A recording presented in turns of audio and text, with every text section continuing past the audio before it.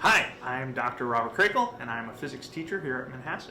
I got into physics because of my high school teacher. While doing physics in college, I just learned that I love to do it, and I love to teach other people it, so I went into physics teaching. Manhasset's physics program is a unique program. We have, I think it's 7 different physics offerings that you can take from junior year up to senior year. And it's one of the most rigorous programs in the state. Juniors can typically enroll in one of 3 courses their junior year, either Applied Physics, Regents Physics, or AP Physics 1. The most widely taken course that we have for our juniors tends to be Regents Physics. Hi, I'm Ms. Sundar. Physics Regents is one of the classes I teach. Hey everybody, I'm Mr. Hatzfeld. I also teach Regents Physics. Regents Physics is an introductory physics course. The first part of the year is all about mechanics, where we study all different aspects of how things move. And then we start talking about electricity and magnetism. We look at circuits and charges and north and south poles of magnets. And then from there we move on to waves, where we take a closer look at sound and light. And then we finish off the year with modern physics. Other classes, it's about retaining information, but physics is really all about problem solving. We can't possibly give you every circumstance that you could ever come across for a physics problem. So what we do is we give you some foundational tools that you could use to problem solve and work your way through various different problems you'll come across. It's also a pretty nice marriage of math and science. So if you enjoy math and you enjoy science, physics will be probably the place for you. Another thing that's great about physics is it's very hands-on, and it's a lot of things which you can just see and experience in your daily lives. So some of the questions we're going to be answering throughout the year are things like, why does a car move the way it does? Or what makes a rainbow? Or why does my hair stand on end when I take my sweater off? The lab portion of the course, as Ms. Sundar is saying, is a lot of fun. One of the labs we do has to do with Snell's law, which describes how light will bend as it passes from one material to another material. We do our annual pumpkin drop, which all the physics classes take part in, where we study free fall. We also play with buggy cars and slinkies and magnets, all sorts of things which you're going to be experiencing in the class. We're looking forward to seeing you. For the juniors that want a more rigorous experience, they tend to go into AP Physics 1. Hey everybody, my name is Mr. Hatzfeld and I'm an AP Physics 1 teacher. Physics is really about problem solving. We're going to be using math, foundational science skills, our intuition to explore how the universe works. AP Physics 1 is the hardest AP exam in science that you can probably take, but if you put the time in and you care about the course, you get engaged, you'll do a great job. AP Physics 1 is mainly focused on mechanics, which is the study of motion, and we'll be discussing kinematics, which is describing motion mathematically, dynamics, which describes why motion happens the way it does, momentum, simple harmonic motion.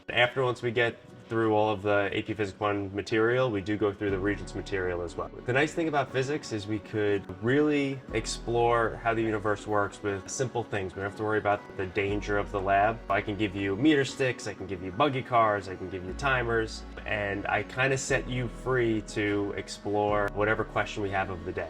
For example, I might just hand you a buggy car and say, determine the speed of the buggy car, and I'm giving you no other directions at that point. Talk to your group, you have to come up with ideas, try things out. You might run into issues, you might fail, but if you keep trying and really think about what you have to do, you'll always get to where you gotta go. One of the experiments we do in AP Physics 1, we tie together a circular motion with gravitation to figure out the unknown mass of a rubber stopper. We spin it up over our heads, and we pretty precisely measure the mass of the rubber stopper without putting it on a scale, just by doing some measurements and calculations. It's pretty fun. In your senior year, if you want to continue with physics, you can enroll in AP Physics 2 or AP Physics C. For those students that excelled in Regents or took AP Physics 1, they can enroll in AP Physics 2, an algebra-based second year physics course. Surprise! I teach AP Physics 2. AP Physics 2 is a second-year algebra-based course. It's a great course. It's one AP. It builds off of AP Physics 1. It's a mix of AP 1 students as well as Regents students. A lot of the students say that it was easier than AP Physics 1, so if you enjoyed the course but it was a little challenging, it'll be a little bit easier. Some of the topics that we cover in this course are fluid dynamics, thermodynamics, electricity, magnetism, circuits. We also talk about optics and waves and sound, and then we cap the year off with modern physics. There's a ton of hands-on time. We do lots of labs almost every other day for the course. We talk about everything from medical stuff all the way to building computers, all the way to the building blocks of the universe. But we also talk about tons of fun stuff like how to make ice cream, the proper way to brew coffee, and all those little intricacies that you might need to know for college. Because that's where physics comes in handy. One of the big projects that we do is actually the boat race, which we do right before the holiday break, where you design and build a boat from the electronics to the actual fluid dynamics of the boat, and then we race them right before you guys go to the candy cane tournament. We also take a look at optics, and we look at how eyes work and lenses work. We look at how to make basically our own movie projectors. We also do a ton with circuits, so you can learn how to build light bulb circuits, turn light bulbs on, and how to fix some of the electricity in your house if it comes to it. After the AP, then you get to do a fun final project with physics and art. Physics 2 is an awesome course, and it's not just me saying that. Ask anybody who took it this year, and I'm sure they'll highly recommend it.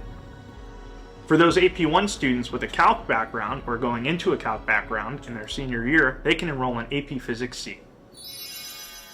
Hi, I'm Ms. Sundar. I teach AP Physics C, which is a second-year physics course. It has a co-requisite of BC Calculus because it is a calculus-based physics course, and it's the only calc-based physics course we offer at this school. It's a challenging course, but it's also a very rewarding course, and at the end of the year, it should prepare you well for any type of upper-level science classes, because it really teaches you how to think and how to analyze and how to pick apart a problem to find the best solution possible.